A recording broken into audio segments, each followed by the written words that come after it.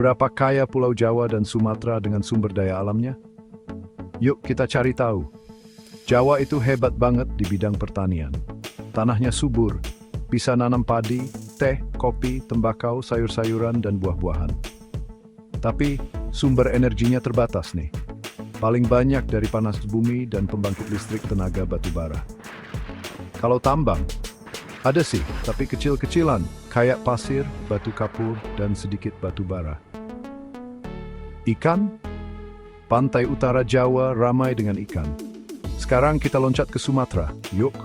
Sumatera itu raksasa minyak dan gas bumi loh.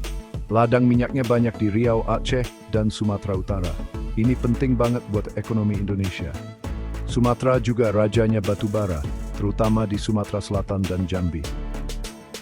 Hutan tropisnya yang luas menghasilkan kayu, rotan, dan karet. Ini bikin industri kertas dan bubur kertas jadi maju pesat. Jangan lupa kelapa sawit.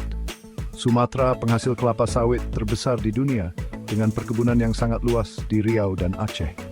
Jadi Jawa mungkin bisa dibilang serba bisa ya. Tapi kekayaan sumber daya alam Sumatera susah banget dikalahkan.